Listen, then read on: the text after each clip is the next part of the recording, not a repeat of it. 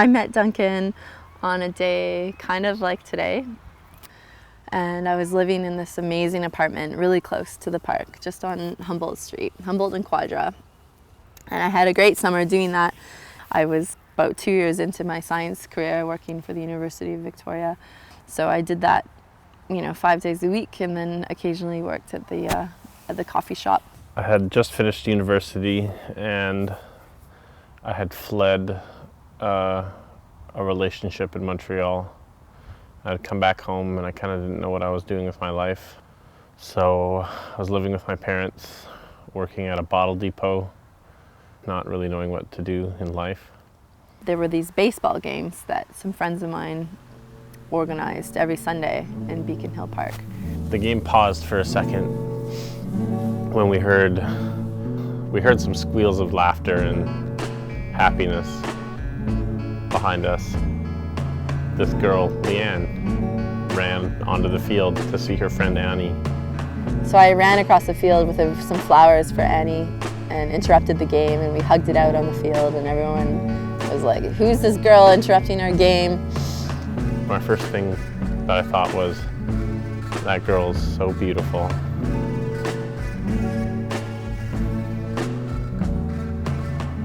Victoria can be such a small town sometimes that any new person coming into the group of friends can be so exciting and new. And as the game went on, I started noticing this guy who I'd never seen before. He was very friendly and helped me when I was screaming and not very good at catching the baseball. And I learned that his name was Duncan, and that rang a bell immediately because I knew that Annie had mentioned Duncan before. I didn't really talk to her much that day at all, but I thought she was beautiful. I think I kept looking at her, and she seemed free to me.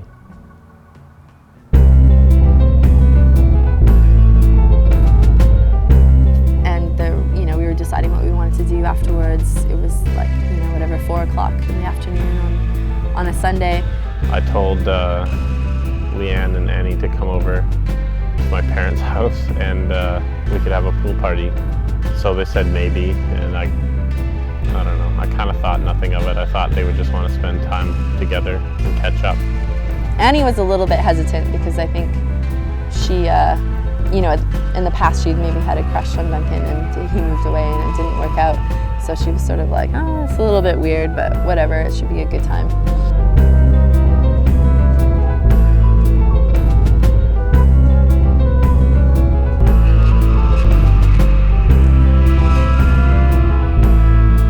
I got a little bit tipsy, and as the night wore on, I realized that I was having a really good time talking to Duncan, and I was teasing him a lot because I thought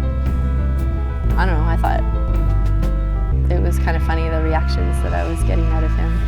I think we felt something, or I felt something. It could have been just that novelty of seeing somebody new, but I think there was definitely some kind of spark between us.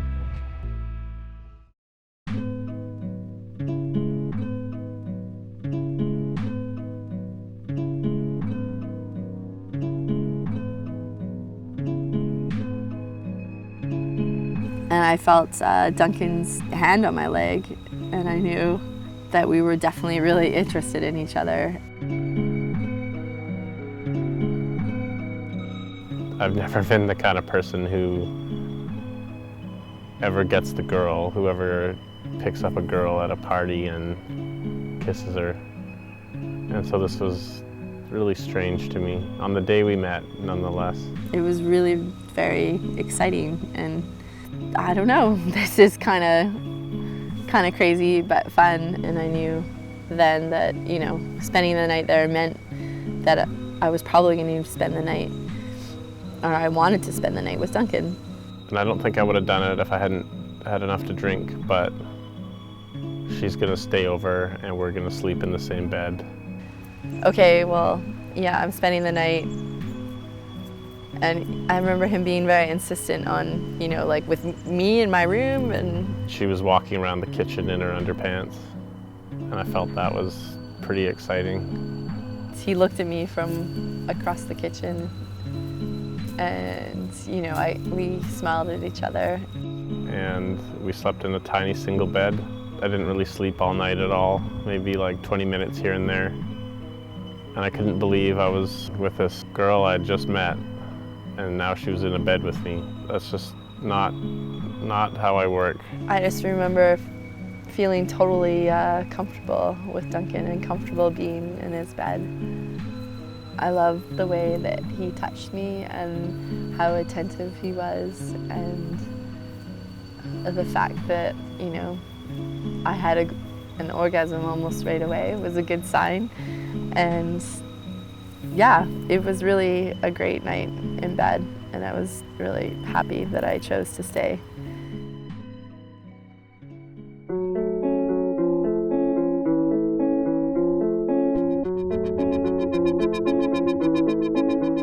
I think she snuck off pretty quick the next morning. I don't really remember what I was feeling. I think I was feeling a little overwhelmed and needing to get out of there because I wasn't really sure what had just happened. But I was proud to have this cool one-night stand because I've never really done that. And I remember bragging to my friends in an email about it. we drove away, and he said that he would call me. And I said, okay, that's great. I would like that.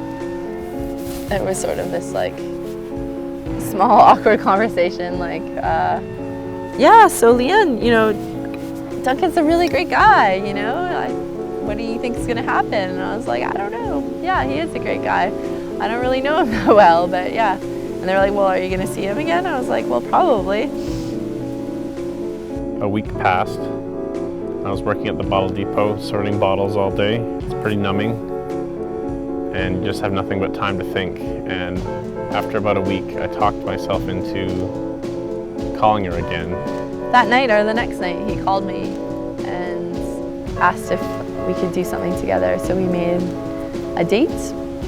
That was pretty scary, because even though we had already slept together, we didn't really know each other at all. And I didn't know what I was going to find. I didn't really know if I liked her. We didn't really talk too much. We just kind of met and drank wine and slept together. And of course, typical Leanne style, I was not on time. Even though he was coming to my house, I was still not ready at all. I think I was in the bath. And I knock on the door and I don't hear any answers, so I just go in, and I don't know why, but my first instinct was to go in the bathroom, because we've already been naked together. And so he came in and quite eagerly, and found me in the bathtub. Our first real conversation was her in the bathtub and me on the floor of her bathroom. When I saw him, I felt the chemistry there again. Even though we were a bit shy, I was really comfortable with him. We went out that night to a pub, and I really wanted to hold her hand the whole time. And after a while I did, and I think she didn't see it coming. It seemed like she just thought it was the sequel to our one-night stand. And that was sort of the beginning of Leanne and Duncan. I saw this exciting new girl that I wanted to be a part of. I wanted to have her in my life. I knew that I was into him and that I really liked him and I wanted to see him again, but I had been in a pretty long-term relationship before Duncan, and things didn't end very well, and I was, maybe a little bit reluctant to get involved with someone again very seriously. I didn't want to screw anything up with my lifestyle or, get too involved with someone. So I was a little bit hesitant, but still very, very interested in Duncan. I don't really remember having dates with Leanne so much as that we just did stuff. And one day we were together. We just started being together.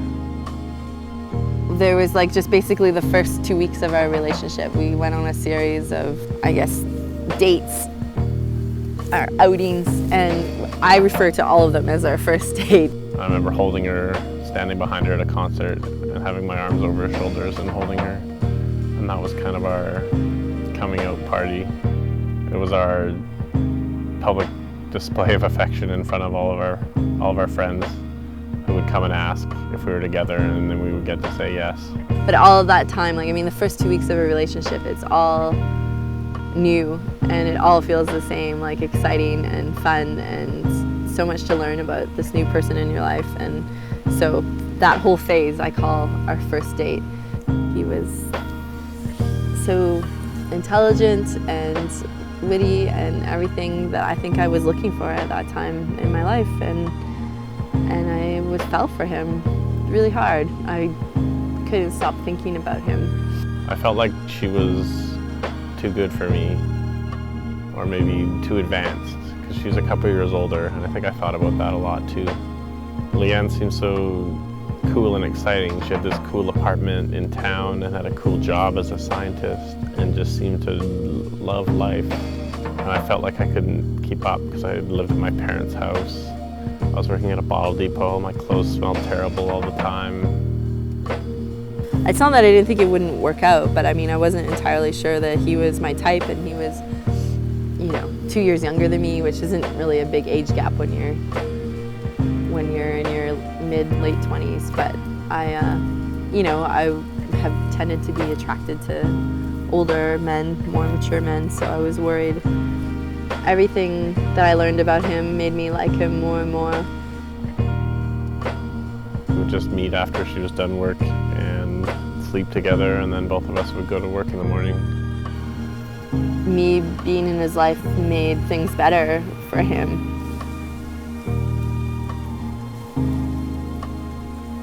In a way that was, he made things better for me too. I mean, falling in love with him was so fantastic, but it was really intense how he would say things to me like, "You're my home."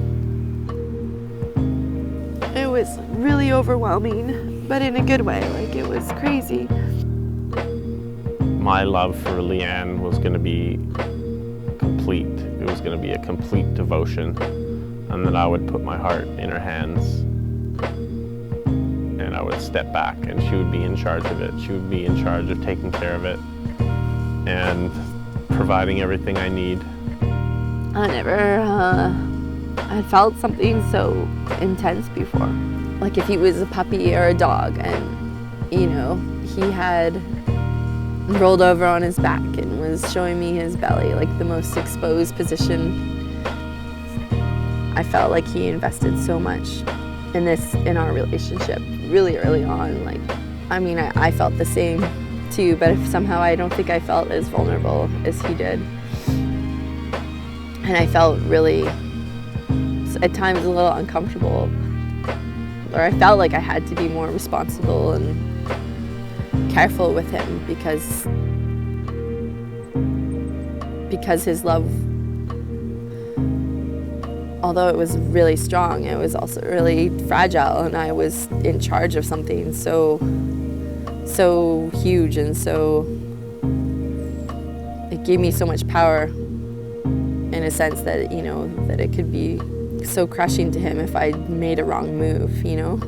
I just remember I've never experienced anything like that before, that kind of big love that we had.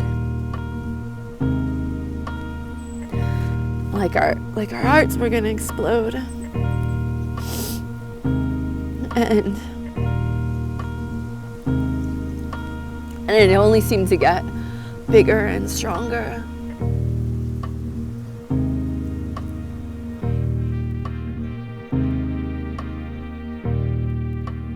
We had just hit a point in our relationship where we were together long enough that by default we just had to talk about marriage and about being there in the long term.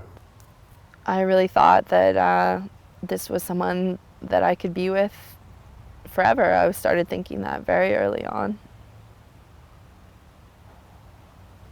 And I know that he did too. It felt like we both knew better that you're not supposed to just rush into something and whatever, get married or something, but I think that we both felt very strongly that right at the very beginning that we wanted to be together forever or for a long time, and we couldn't imagine the possibility of being apart. And I mean, I know that sounds really typical of a new relationship, but I don't know. I felt so sure. We spent so much time together, we should move in together. I don't remember how long that was. I think it was less than a year.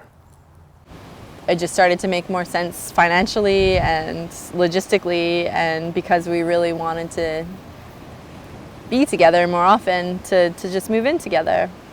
And it felt like playing grown up for a bit. We could have a whole house. We could pretend that it was our house that we owned and that we were going to start a family. I think it was all like dress up for me.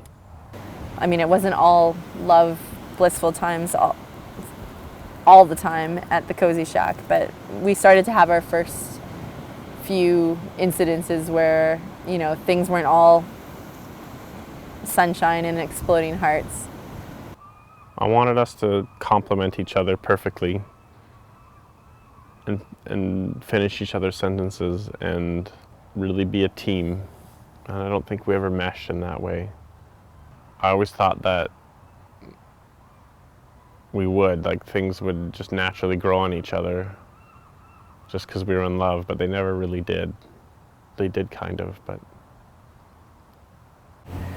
I don't know, it was just all around a good time. We were creative, we were happy, we were fun, and we had great friends to share all of that with at that time in our life. Things were going so well that I started to feel even more strongly that I was with the person that I wanted to be with for the rest of my life. And we went to Luminara, this lantern festival in the park where we had met.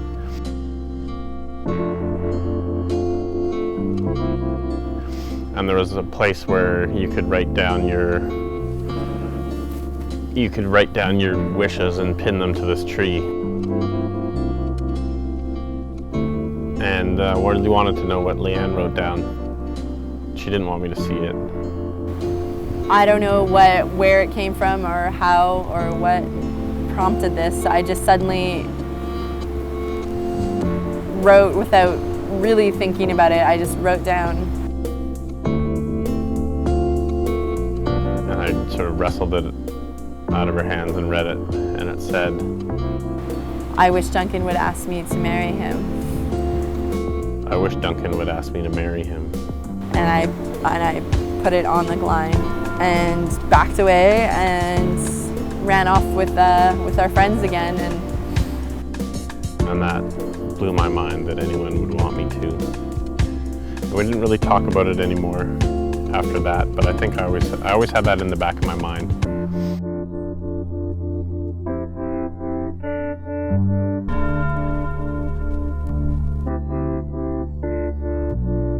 And we were laying in bed, and suddenly he rolled over. And I felt just so lost, and I didn't know what I was doing in my life and what I was doing with Leanne. I didn't know what to do. Duncan was starting to get frustrated with his work at Thrifty's. He was in pain because his back hurt a lot. And I don't know how it came out, but I asked her to marry me.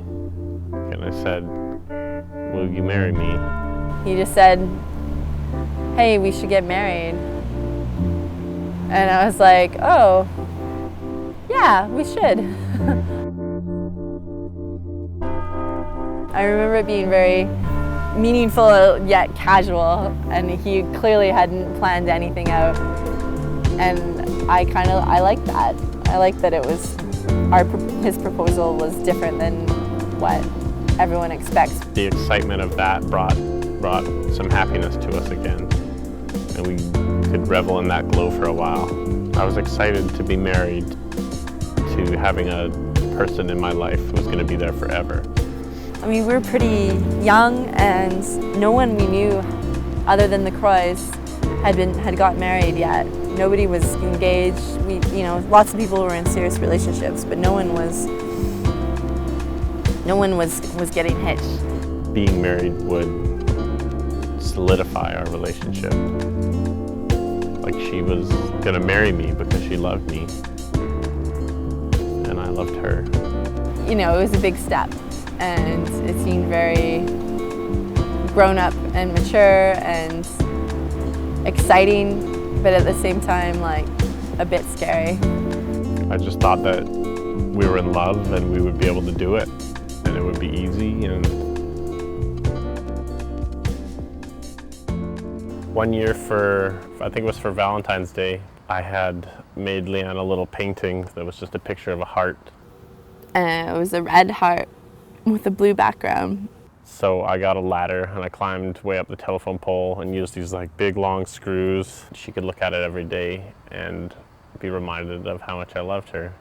And I did, and it worked, and I absolutely adored that painting, and I loved the action and everything about it. I just thought it was so sweet and so romantic.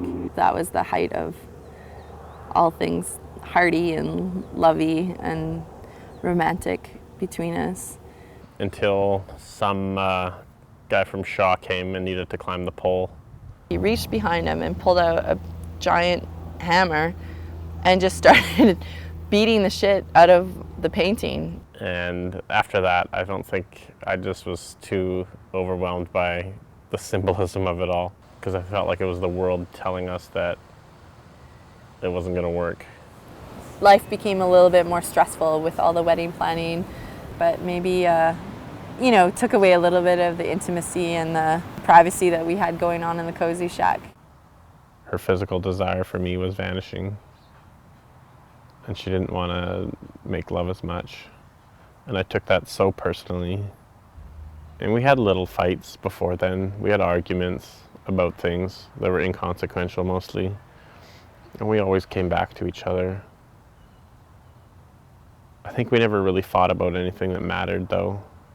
I think we definitely had proxy wars, that we fought about stupid things that didn't matter, so we didn't have to fight about things that did matter. It just seemed natural and normal that, maybe we weren't having sex as often as we used to, but I mean, we used to like twice a day, so I mean, it seems that it would be impossible to maintain that kind of pace. Things just weren't as intense as they were before, and we had several fights, especially over everything wedding planning. We often fought about that. We had different ideas about what we wanted for our wedding. I mean, we were on board with a lot of things, but I mean, Duncan didn't want any wedding rings, and I hate wearing things on my hands. I just find it so distracting, and I still can't do it. And I told her that, and I don't know, call me old-fashioned, but I like the idea of a wedding ring. A big part of us was that we did want to do stuff differently, and I admired that in Leanne, that she did, and I know that she liked that in me, but some things just couldn't do it, and she talked me into it. She talked me into getting a ring, even though I didn't want to wear one, and I knew I would hate wearing it. She dragged me kicking and screaming into lots of things, and I did the same. I convinced myself that everything was normal, and I think, and I managed to convince Duncan of that too, but at the same time, I think both of us were really upset and scared that things didn't seem as good as they were when we first started to date. I think that we were unprepared for the feelings and everything that was going on, and we didn't really do a very good job of communicating. I don't know, it just seemed to like have momentum and like wheels of its own. This whole like wedding train express just like rolled on no matter how we were feeling, and it seemed crazy to stop it or pause it or anything. That just never was an option for me, and I think that maybe it should have been an option, because I don't think that we were really prepared for getting married. We had a lovely wedding with all of our friends, and at my parents' house. And we got married in the orchard, and it was beautiful, and Leanne looked beautiful. The same house where 2 years before, Duncan and I were making out in the hot tub. And I didn't prepare any vows, and I just spoke from my heart. I think I actually got out what I was feeling, which is rare for me. I think I have a lot of feelings and love inside of me, and I don't know how to put that into words a lot of the time. But that time I feel like I did. And I had no doubt at that moment that I would be with him for the rest of my life. No doubt at all. And no matter what had been going on in our life up to that day, like all the stress and problems that we had, it just seemed like on that day it all melted away, and there was so much hope and so much love, and I really thought that we could make it work. So we had the perfect day, the perfect wedding night. I wanted to be with Leanne on our wedding night, and she said she didn't want to. She said she didn't want to make love with me. And it was just this giant outright rejection on what should be the happiest day of our life. Nothing can take away from the fact that the wedding day, the day that I married Duncan Gidney, was one of the happiest days of my life. It really, truly was. I was so happy that day. Normally I could let it slide, or I could just leave it and it would be fine. But I don't know why I couldn't that night, and I kind of prodded Leanne into making love with me, and it was terrible, and I felt bad that I did. And I know she didn't enjoy it, and I felt like the first day of us being married was already trouble. I just remember riding on a wedding high for a while. It overshadowed a lot of, maybe some of the problems or issues that we'd been having in our relationship. So in a way, it was good. It brought us a lot of happiness and everything, but also at the same time, it took away any focus that we might have had on working on any problems. Like, we were just happy to be married, and the doubts I had before had not gone away at all. We had just locked in those doubts for life. People always ask you that question after you get married. So, how's married life? How's married life treating you? The thing about that question is that it's like really hard to be sincere. When you go to the grocery store, the checkout girl is asking you how your day is going or how you're doing. And if you're having a really shitty day, it's not very often that you're going to really be honest about it, right? You just say, oh, fine, good. The same thing with how's married life treating you. In the first few weeks after we were married, it was pretty easy to respond because, you just say that it's great, it's wonderful. And being married changed everything, and it changed nothing. It didn't change our lives at all, really. Leanne got to wear a big new ring. Other than that, it didn't change much, apart from we were the married people now, and we had a reputation to live up to. It changes something, like there's something different about your relationship, and I can't really describe it very well, but there is a difference being married. There was no one that was closer to me than Duncan, but it was kind of like we were living together as best friends and not as lovers. And I was definitely the first one to say no. And I rejected her first, and I think she felt hurt by that. And we didn't talk about it, but I think I could tell that she was hurt by it.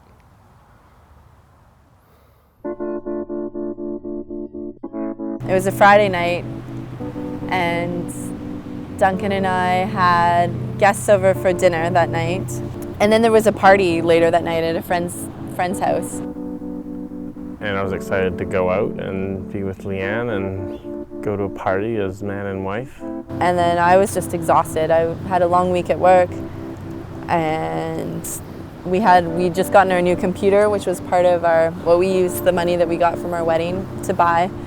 I told Duncan, I was like, look, I'm so tired. I just want to like hang out and do some stuff on the computer and go to bed early because I'm exhausted.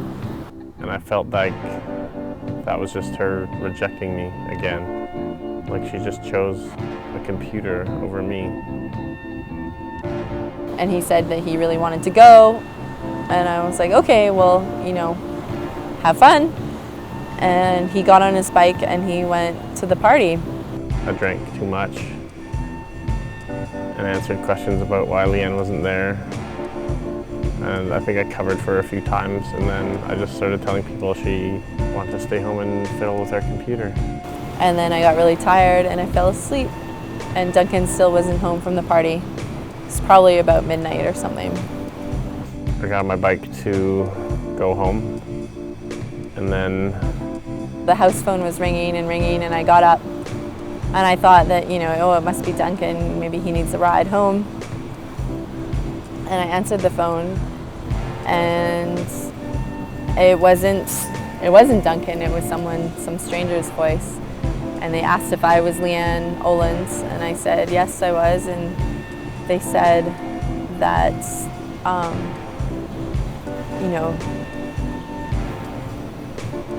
that my husband, Duncan Gidney, was at the hospital and he was seriously injured, and that I needed to get to the hospital as soon as possible.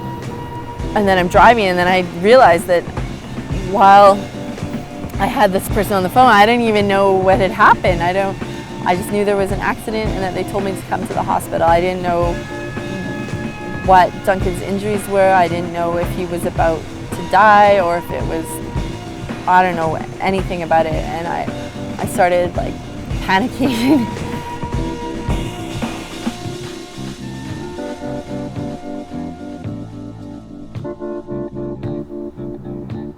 I had ridden my bike down a hill into the back of a parked car and smashed my face onto the back windshield and broke it. And made a big cut all down my face here. I think I only lived because there was an ambulance driving by and some guys walking by that were smart enough to flag it down and help me out and get me to the hospital real quick.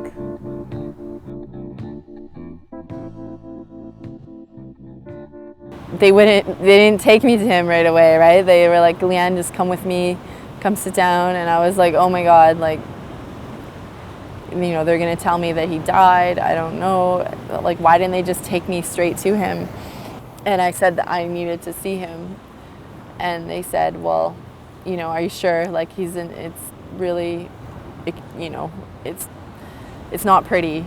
And I said, I didn't care. And he led me into the place in the ER where he was on the bed, and there was blood and puke everywhere, and they'd cut his clothes off. And I walked in and I didn't, I was prepared, but not, to see my husband lying on the bed with his throat open, and I could see inside, and with his voice box moving. But I mean, I didn't see any of that at first. I just saw Duncan lying on the bed, and I came in and I said, and I think I just said his name, and I was crying, and Duncan was awake. He was actually conscious, and he said, hi, Bear. He's like,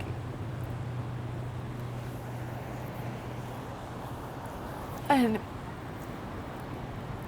he looked at me with his face like all busted up and his blood and cut, and he said, Bear, you look so beautiful, and I love you so much. And I was just like losing my shit.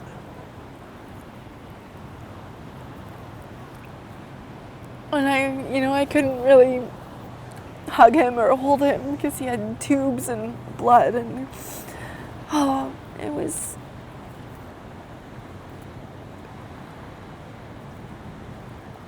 but I was so glad to hear his voice and to hear him talk to me. I knew, that he was going to be okay. And so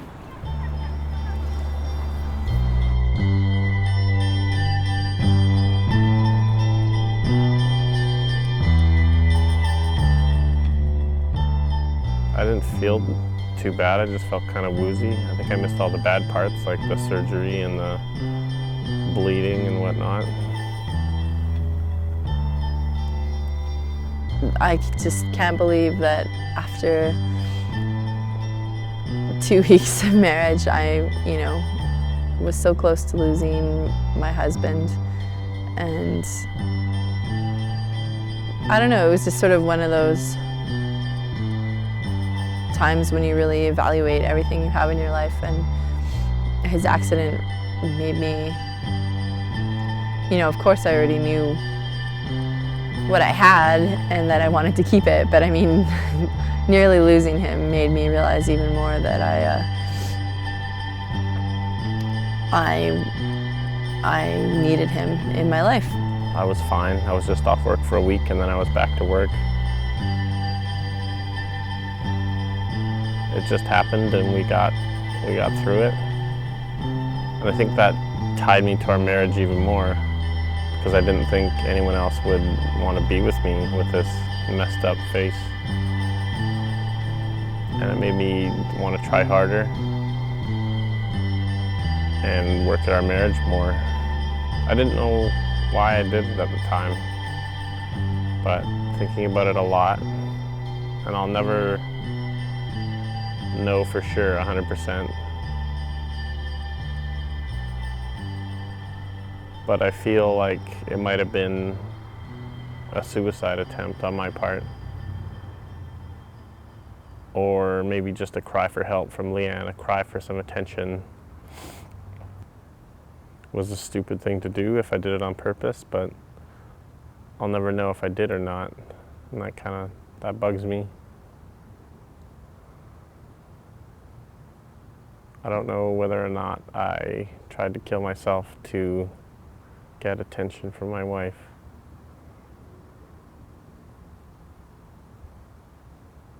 I mean, I knew that he would make it. I mean, it didn't seem possible that he could be talking to me one minute and dead the next like that.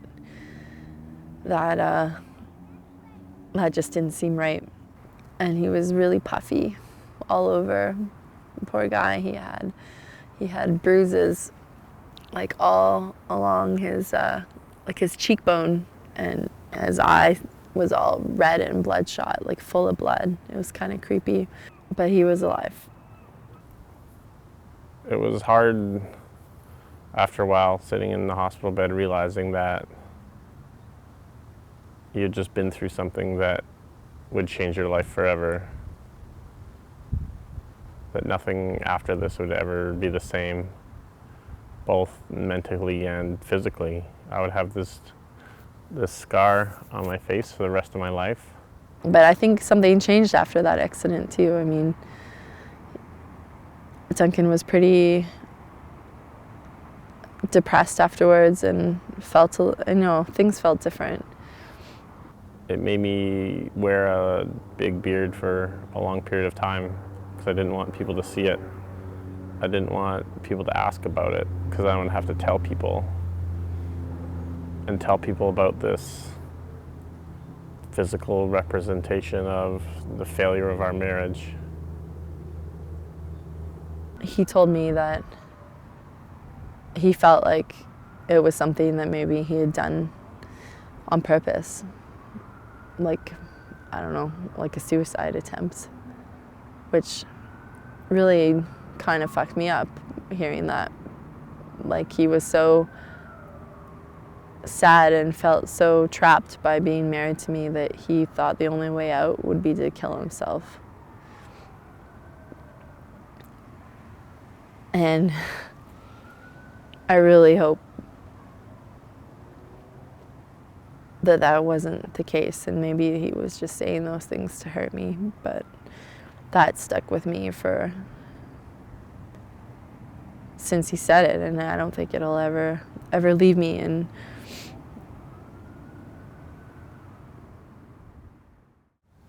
I remember feeling so depressed about our marriage, I just couldn't wait to go to sleep. Because if I was asleep, I wouldn't have to think about how bad I felt about it. I would go to sleep early and wake up late and try to be asleep as much as I could. To me, that seemed like a solution. That seemed like a way to live.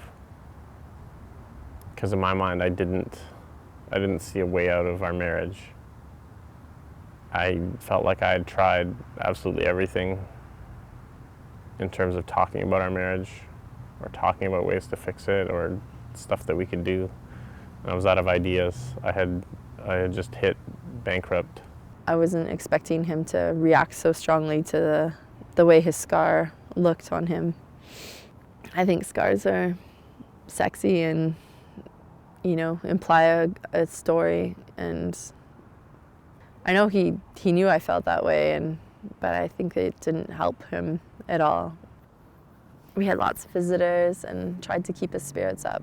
But like I said, I think he was pretty down about it, and I think he was, more than I would have expected, a little self-conscious about the way his face looked after the accident.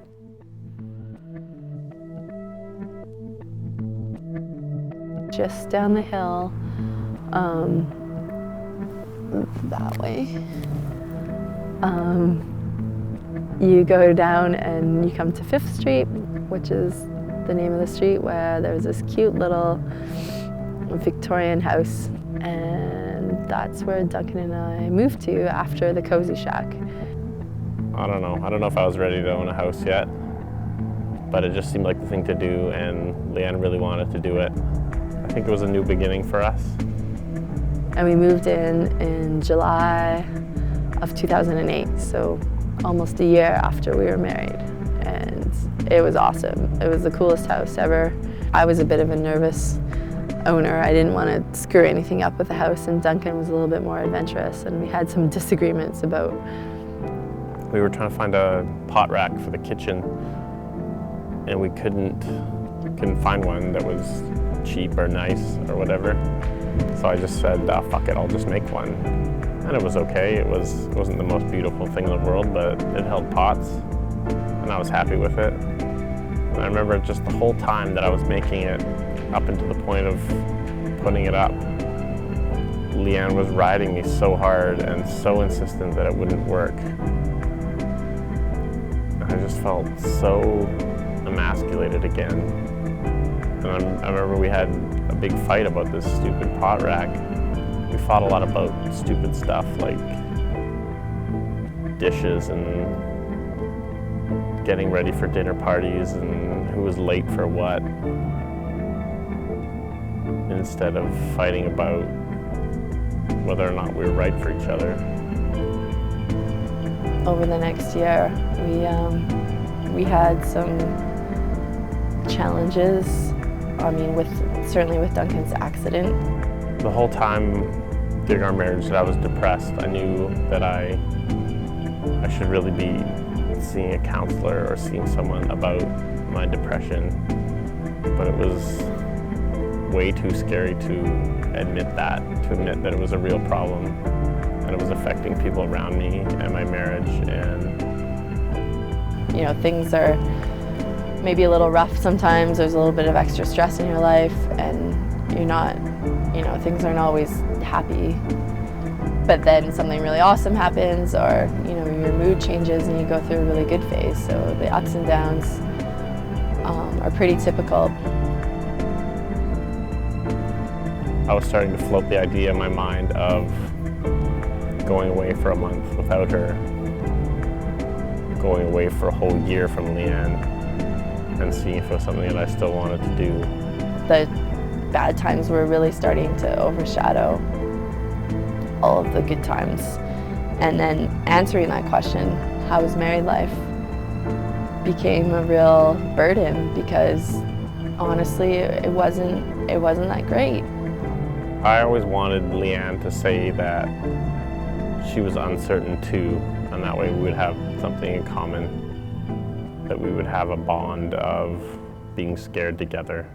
I just pushed myself to be stronger and to get through it and to be strong for both of us, because I knew that Duncan was really starting to question it as well. But instead, she always put up a brave face and was so certain that she wanted to be with me in this marriage, when I just wanted her to admit some kind of weakness or show some sort of human side. If he was doubting it, and then I came along and said, yeah, I'm also doubting it, and I'm really worried about us too, then the combination of us both thinking that something was wrong would mean that there really was something wrong, and we'd have to, and that maybe things weren't working out, and I was not prepared to admit that. And I tried to, and we did, and we talked about stuff, and it didn't really help. And I thought I was definitely doing everything I could, and being open and being understanding and being a good boyfriend and all those things.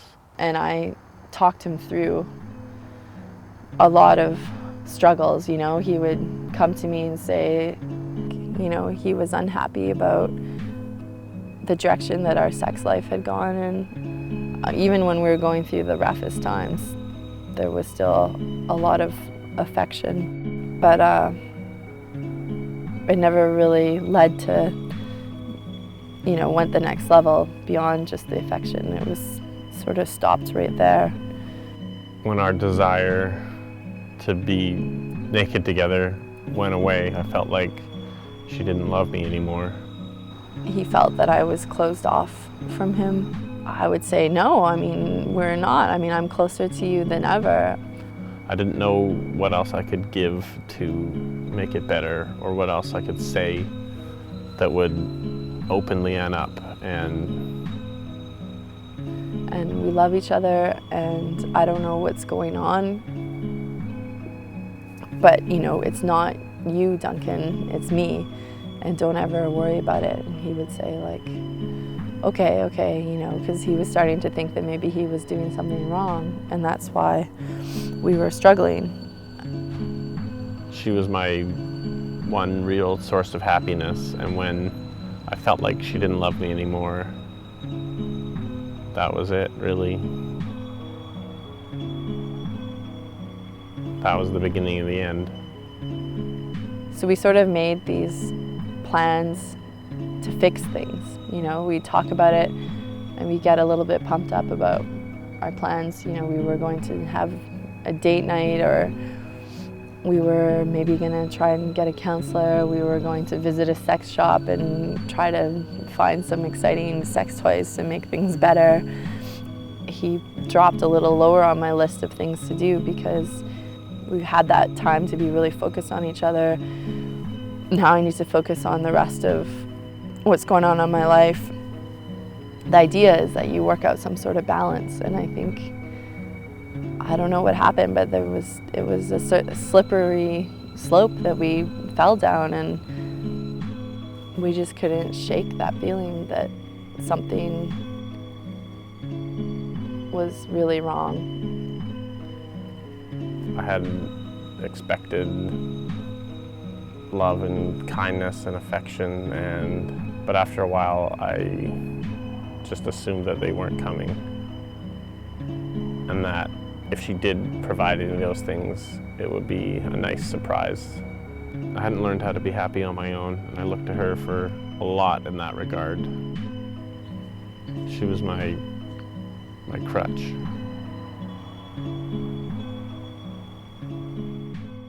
We started seeing a counselor, which was good. But I think, I mean, in retrospect, it was probably a little, too late. I felt like we would need to see her every week to just build us back up to that position where we could have a functional marriage again. We needed that weekly repair. I just couldn't seem to do anything to make him happy anymore.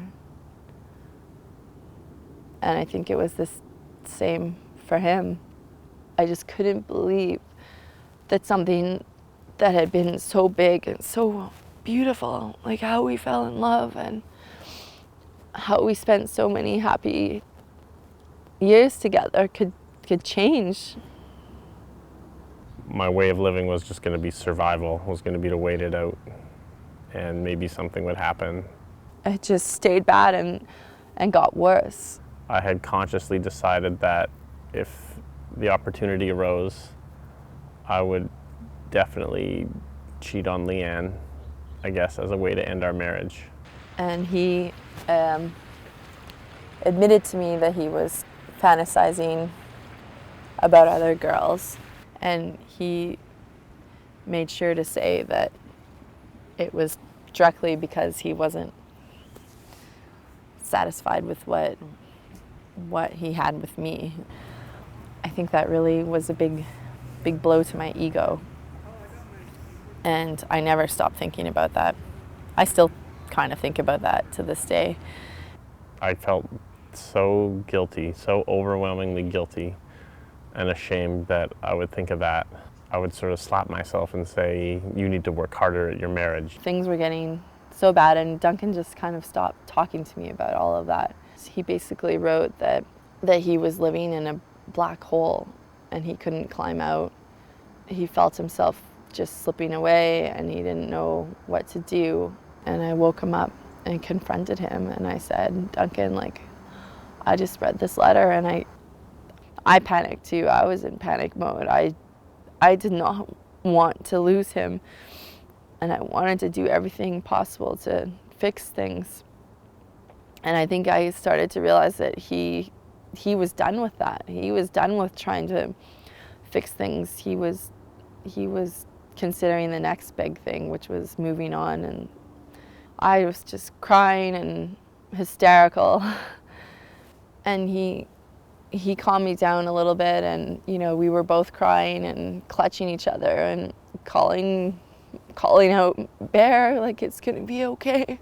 Bear, it's gonna be fine. We're gonna do it. We're gonna be okay. And so that's sort of how it ended. And then we fell asleep and woke up, and then nothing changed, and we went through that several times.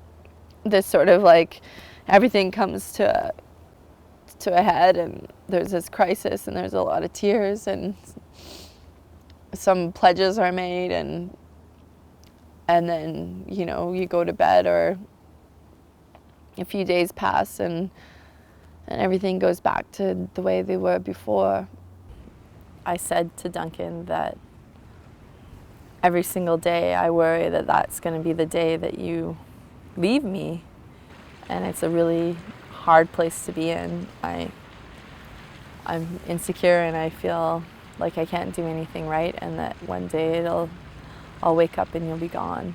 He was almost crying too, and he was like, what? Like, how could you think that? He said, I never think about that. I never think about leaving you. Why would you even think that at all? And I was surprised by his response. He explained to me that was just, when he was really upset, and he wrote that, and maybe things weren't as bad as we thought they were. I mean, Duncan wasn't thinking about leaving me every single day, and he said that he wanted to be with me and he wanted to make it work. And it was such a huge relief. I was initially attracted to Leanne because she was kind of spacey and wild and fun and adventurous, and later it was all those things that I think broke us apart a bit. I think she was definitely a square peg, and I think I definitely tried to push her into a round hole more than once. So we decided the best thing to do would be to book a really expensive and long trip in Europe together, of course, and maybe that would help fix things. I went to a conference in Toronto in September, and then a train to Boston. And then we had arranged it so that Duncan would fly into Boston and we would leave together from Logan Airport. I'm at work on a Saturday and Leanne's at home. I can't remember what I'm doing, but I'm taking forever. I'm doing something long and annoying at work. Part of me just says, go home and see your wife, go home and see Leanne and hang out with her, because you don't get to do that. Just so that I could sense right away that he wasn't in a good mood, and I was like, what's wrong? I mean, you know, I'm gonna miss you so much while I'm away. And nothing worked. Like, there was no positive reaction from Duncan at all the whole day.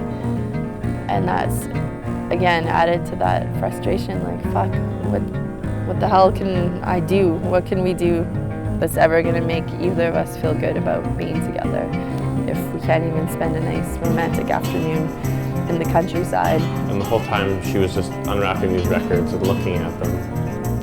And I just felt so ignored and so taken for granted, like I was always going to be there, like I was always going to be driving the car for her.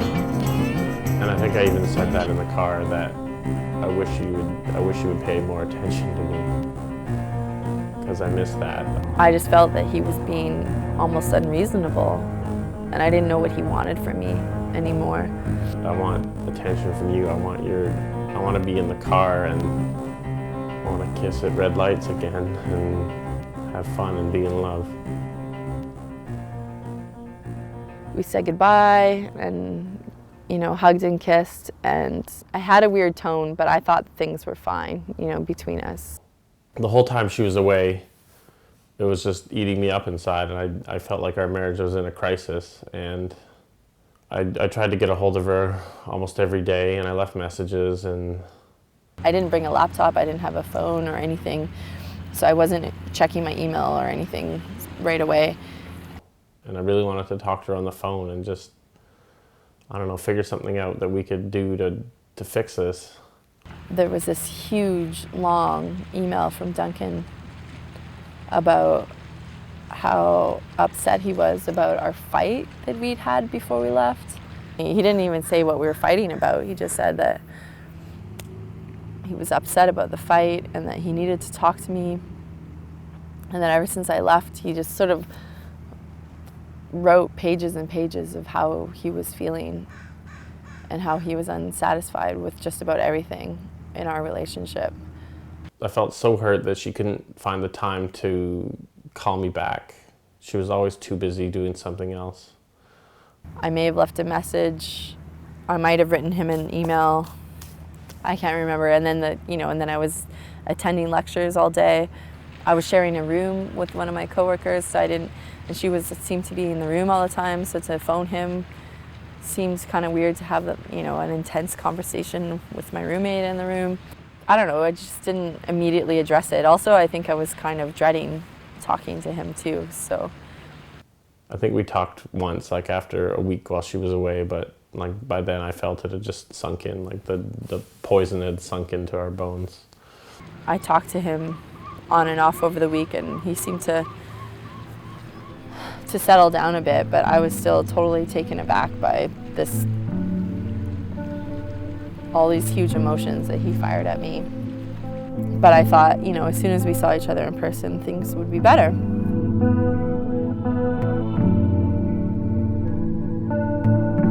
And I fly to Boston to meet Leanne. I look around for her in the terminal, like we were gonna meet just at our flight to go to Europe. And I look and I feel like I kind of don't care anymore. I just sit down and read my book and just be by myself. And I didn't know where he was, and I was starting to freak out because we were gonna get the call to board soon. I thought that she would come look for me or find me, but she didn't find me. We only found each other when we were lining up to get on the plane. He didn't even make an effort to find me, and we'd been apart for a week and a half, and he'd been going on and on about how I never make an effort to see him, and then here we are after some separation and going through issues, and he's sitting there playing video games. And I was like, oh my God, this is way worse than I thought. And, and then it just felt all wrong. As soon as I saw him, Leanne has never wanted to talk about personal things in public, even when there's like something going on. And at this point, I thought, I knew that, and I definitely felt like we were in a crisis and we absolutely needed to talk about it. And there was no way we were going to talk about it on the plane. And I felt like there was no way we were going to deal with it while we were away on vacation in Europe. So I felt like we were going to have to wait like 10 or 12 days to even begin to deal with this. So that was going on like a couple weeks for me now that I felt like we were in crisis and didn't want to deal with it. So I was really buckling down for just a weird vacation trip. I didn't even know who he was anymore. Like I didn't feel like he was my husband. And that I had to make this huge effort to get through this trip with him. But we didn't talk about anything at all. And I just wanted it to be over, and I regretted coming, and I should have just let Leanne be there by herself, but I stayed with it. And she could tell that I was distracted. I wasn't all there yet. I wasn't there. I was just in my own head trying to think of what we could do, what I could do. And I felt like I had to tell Leanne some things before the trip was over. And then we just started this discussion that went on for hours, and we talked for a couple hours about our relationship and what we felt we had done wrong. Ever since my bike accident, I felt like I held that against her, like she was the one that pushed me to it. That's why I was so depressed, and I blamed her for that. And I don't think I wasn't ready to forgive her for that yet, even though it wasn't her fault at all. I guess I pushed it. I knew what was going to happen. I knew that things were shitty, that there was something wrong, and I just couldn't even help it anymore. Like, I couldn't dance around it. I couldn't pretend that things were going to be okay. I pushed it, and he was ready to tell me what he really thought. I asked him, I was like, what's wrong? And he's like, I don't want to be with you anymore. I don't love you anymore. I said, I don't love you anymore, which was kind of what we were maybe all thinking. I don't know if that was what I was thinking, but put on the spot, that's what I said. And I felt relieved, because I think that meant we would move on to something else now. I didn't know if I wanted a divorce or to be alone for a while or what. And I didn't want to break her heart. But I knew I would have to be happy again on my own.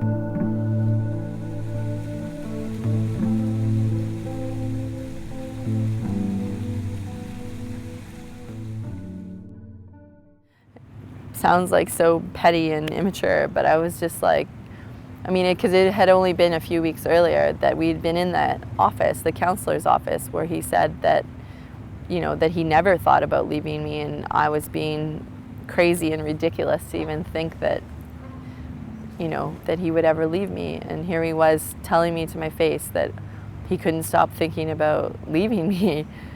And I just felt so angry that he had lied to me. I had always tried to be so honest with Leanne, and I felt like I never got that back from her. And even in that moment, in my weakest moment, I didn't get it back from her. So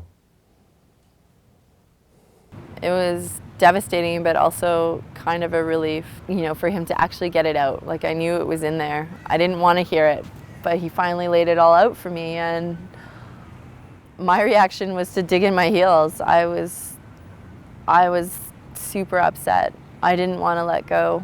And I told him, I said, listen, I am not giving you up. I am going to fight for our marriage. I'm going to fight for you, and I want to be with you. I want to grow old with you. I don't want this to end.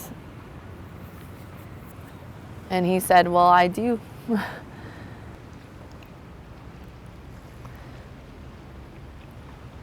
I wanted to go home, but I knew Leanne would be angry if I just left her there to travel on her own. So I hung in there for the rest of this 12-day trip. And I felt like I was constantly trying to make him laugh or smile, because our default would be to slip into this sad, pensive mood. And that just drove me crazy. So I think I was extra bubbly to make up for both of us and trying to make him smile. And sometimes it worked, and sometimes I think it just annoyed the shit out of him. We went to our friend's wedding, and there's this picture I remember seeing after of us, and we're just looking at each other like nothing had changed. It was like old times, but underneath it was I think it was all done at that point, and maybe that's why we were relaxed and we let our guard down, or we saw what we fell in love with again. I remember looking at Duncan, and he was looking at me, and there was something, it was a meaningful look, and he squeezed my hand, and there were moments where I think both of us were wavering, and we were wondering what was really going to happen. Did we really want to do this? And I think the wedding was one of those times. I think I'm such a romantic at heart. I always feel like there's a comeback to be had somewhere. There's always a comeback to be had. There's always a grand gesture to be made. I think then I just wanted a break. I wanted some time off. I wanted a month alone, or a year. I just wanted to see what it was like to be alone again, to not be married to her. But we also fought a lot, because I started getting really, really angry about the whole situation, and angry with him for breaking up with me and wanting to know more about it, and then also just starting to blame him for so much. I was just picking fights with him, and he was picking fights with me. And we decided to spend the whole day apart, and I went for a bike ride and just took time and thought about life, and had just figured out what it was like to be on my own again. And I had such a good time, and just remembering that feeling was incredible. And I wanted that in my life. I wanted that to be every day.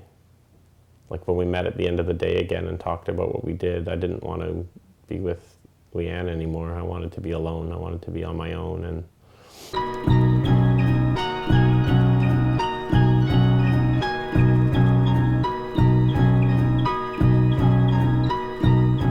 we get back to London to fly home. We stay overnight at a friend's house.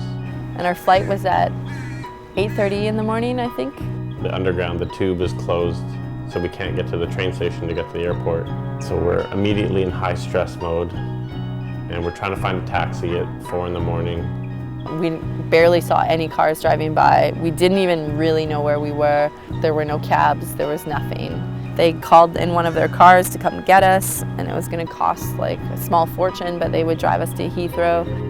And Leanne's crying, and I just want to get home, and it's the longest day of a long trip. And I just wish that we could just be strong together one last time and get it done and go home and not have to do it ever again. Our flight was at 8:30, and we arrived at the airport at 8:05. The people at the front desk were just like, "You guys are crazy. There is no way. Your plane is taking off pretty much right now." It's funny. It's just comical at that point how shitty a time we're having. For whatever reason, the Air Transat booking system had crashed, and without a booking, we could not get a boarding pass, and we could not get on the next flight, even though there was plenty of room on this plane that was leaving in an hour. We book a flight at the other airport going home. It's another hour-and-a-half bus ride across town. I have this optimistic feeling that we have come together a little bit in this last thing. This is our last challenge. There was actually a possibility that when we arrived in Toronto that we might not make our connecting flights. It was so close.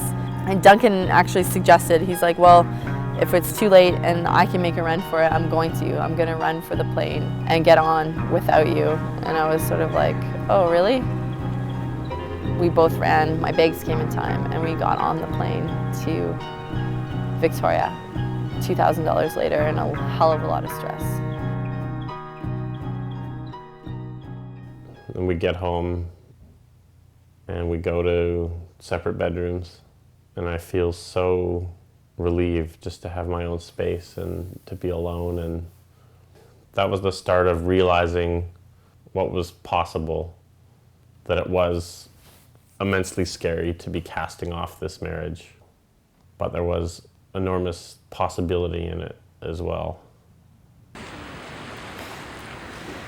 So there's just one small detail that I've neglected to mention up until now, which is while I was in Toronto before we left for Europe, I met someone and cheated on Duncan. Let me make this clear, I'd never, ever, ever considered cheating on him in a million years. Subconsciously, I knew I was feeling insecure about being with Duncan. I was feeling not very sexy in general because, I mean, our love life, our bedroom life was suffering. The fact that I wasn't very happy made it an easier thing for this to happen. And it just felt really nice to know that, to have someone paying attention to me and listening to, basically we just talked about work the entire time. He was older than I was and more experienced and had, you know, some advice and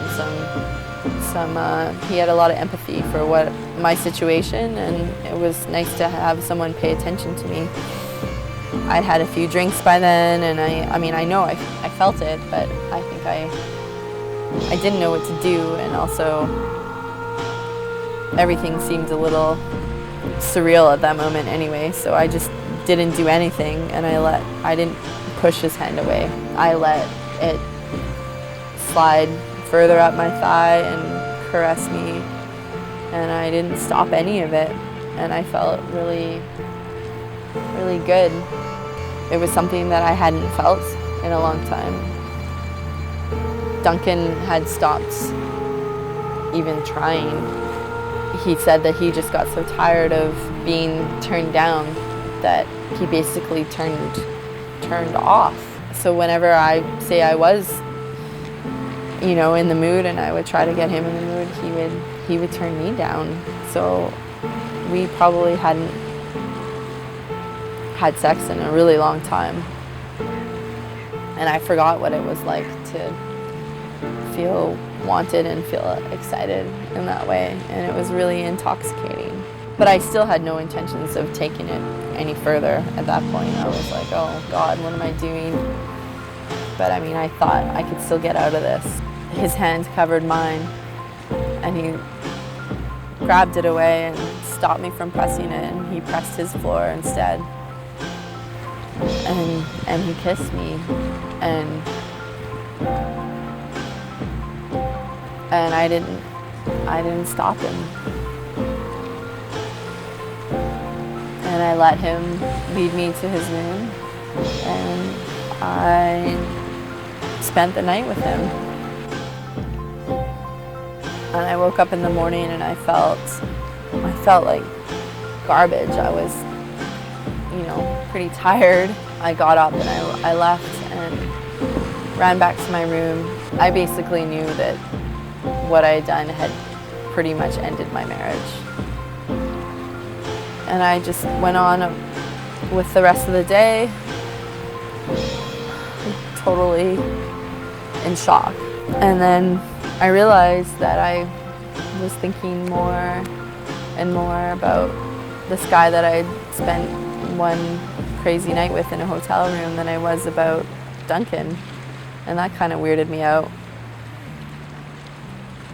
That's when I got this crazy long email from Duncan about how he was feeling neglected, and yes, I slept with someone else, I cheated on Duncan, but maybe this is a sign, like I've hit rock bottom. Either everything is over, or this is where I turn things around and make everything better. And so I chose that route. I wanted to fight for it. I wanted to fight for our marriage, and I wanted to make sure that I did everything I possibly could to make things work between me and Duncan. I could live with it, I would not tell him, and that I would fix the marriage. Duncan didn't know any of this. He had no clue what was going on. He told me it was over. He said that he didn't want to be with me without knowing any of this. He didn't know about this other guy. And I still fought for him. We're going to start by separating, by not, you know, I would one of us would move out and we would go from there and take a break and see what happens. So I felt free in a lot of ways, and I also felt kind of ashamed, and I still had that feeling like we could have a grand comeback at some point, like we could just sleep in separate bedrooms for a month and then everything would be okay again, and we could talk and just find a new way to be together and to be happy. But I don't think that ever entered Leanne's mind. I had such a sense of optimism that we could just do a progressive modern divorce and figure everything out on our own and be happy, and it would be easy, and we would just shake hands and walk away, and we would both go on with our lives and everything would be easy and neat. But I think that was hopelessly naive of me. he told me that he knew about what had happened in Toronto. And my heart fell out of me. The whole time we were away in Europe, Leanne was writing in a book, and she said she was writing a letter to a friend of hers. One day I saw that while she was out. I saw the book lying around, so I was curious and I opened it and I read it. I think I naively thought that it was going to be a letter all about how she was so sad that we were breaking up, but the whole thing was about how she had seduced this guy, Francois, during that week where I was at home thinking we were in crisis and trying to get a hold of her. Like I said, I was kind of thinking about him, still wondering what it would be like to see him again. He wrote me back to say, no, everything's fine. Is everything okay with you?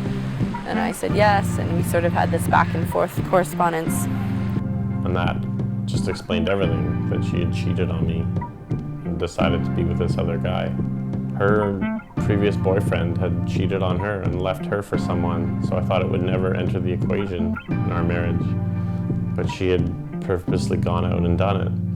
And I realized why she did it, because that was her way of saying, I don't love you. She just couldn't say it to my face. If we had any doubts about making things work, then that was it. She would take my laptop and use it to contact him on Skype, and they would have sex, and I would be in the next room. And I just felt like that was so unfair. Like she got to walk out of this marriage into the arms of someone else. Like she wasn't gonna have a period of mourning at all. And I was gonna be alone for a while.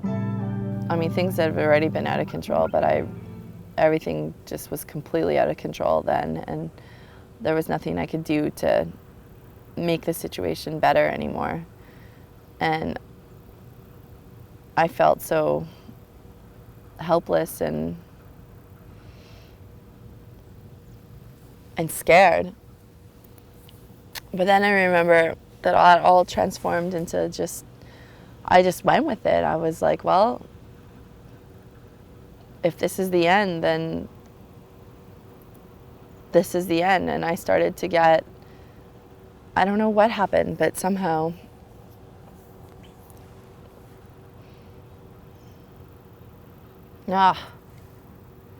we were shut off at that point. We were angry. Both of us were angry.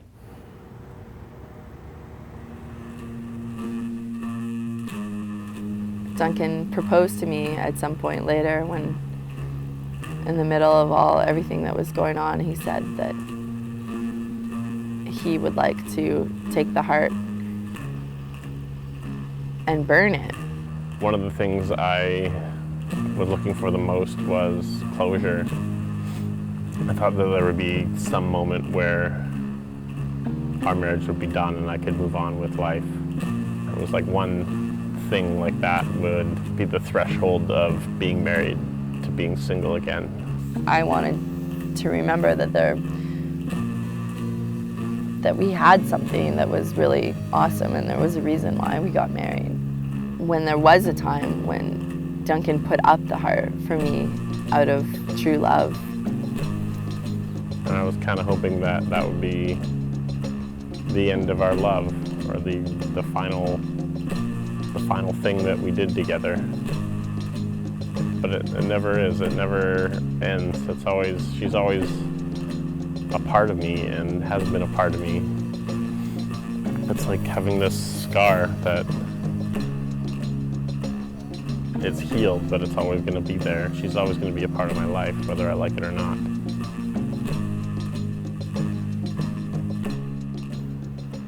I became, okay. I started to feel okay with the separation and just started thinking more logically and rationally about how to proceed. And so we separated, and it's crazy that it happened, but it did. But the bad part is that we stayed living together, and that was a terrible mistake. I was way too proud to just leave, because in my mind it was my house already. And it was her job to get out, and I wasn't going to get out because that would be admitting failure or conceding, and I didn't want to do that. So I stayed and just put myself through it.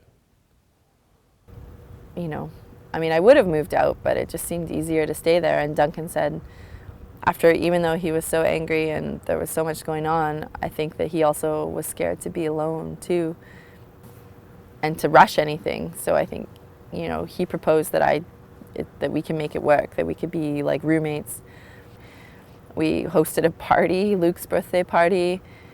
Everything was just a little bit strange because,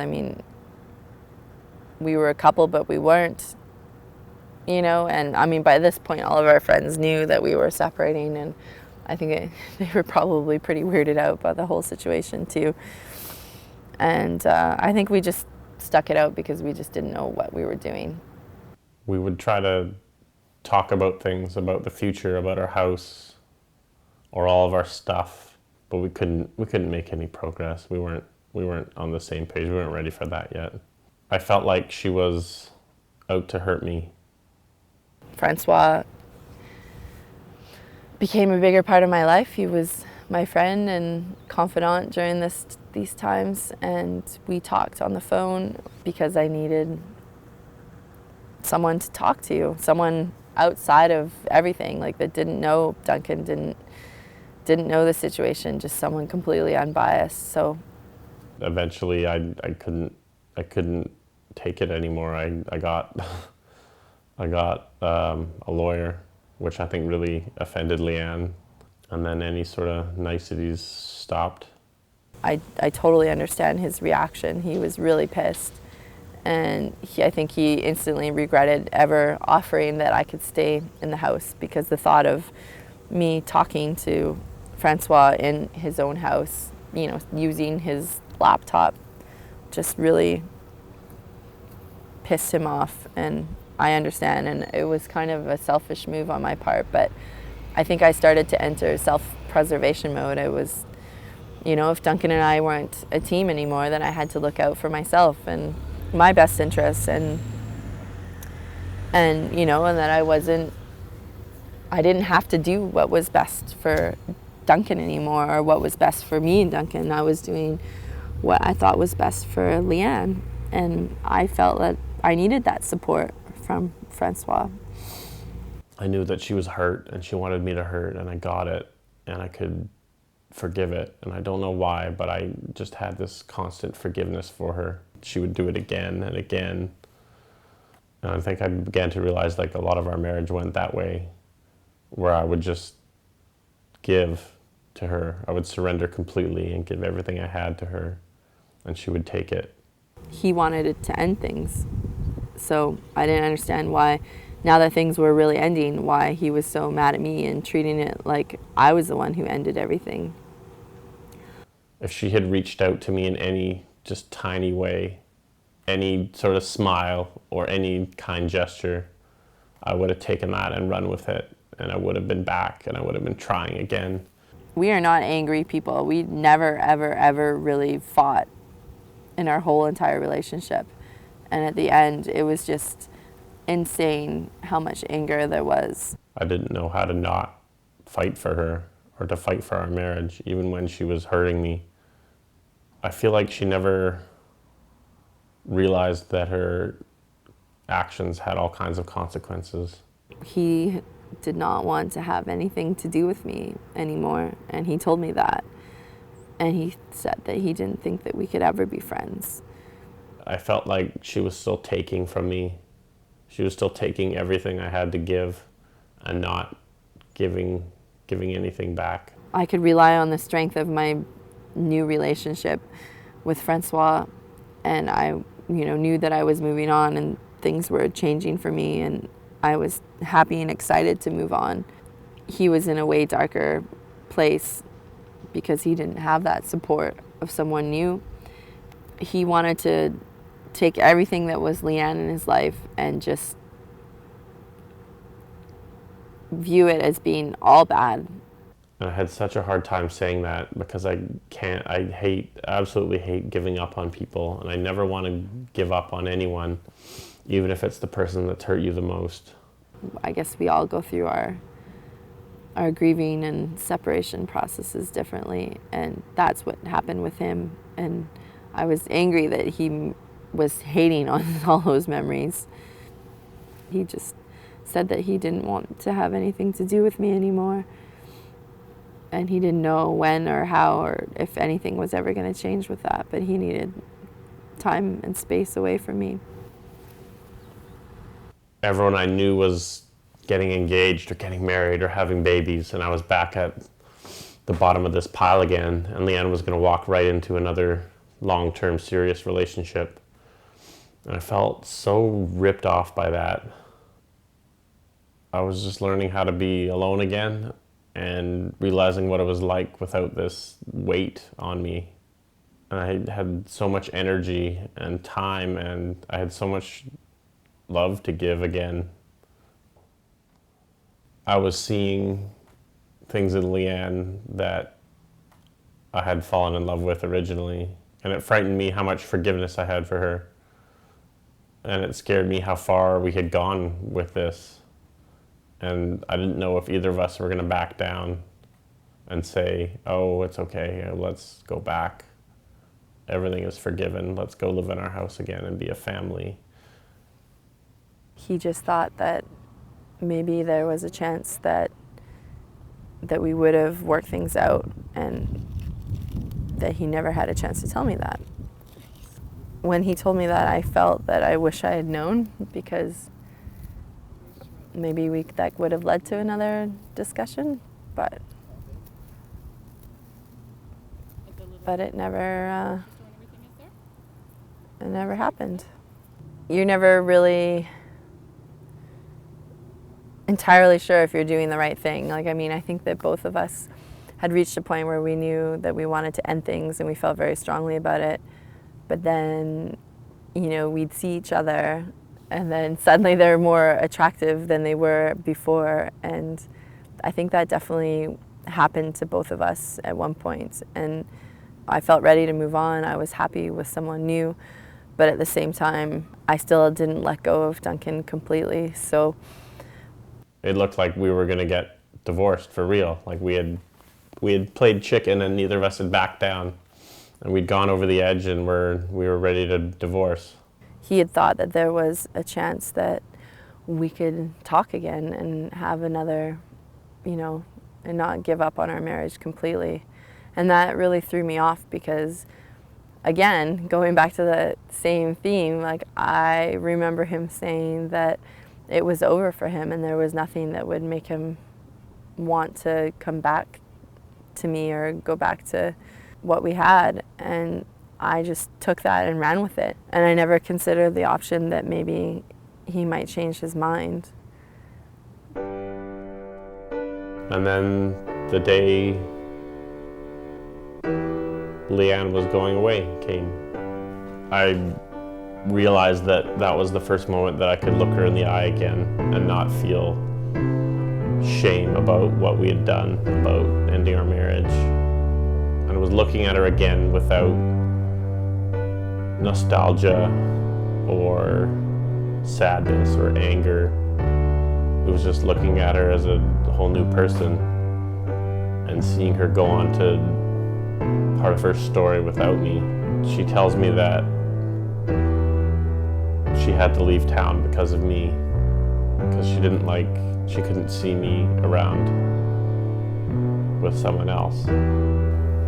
I got this piece of paper in the mail that said that I was officially divorced to Duncan Gidney.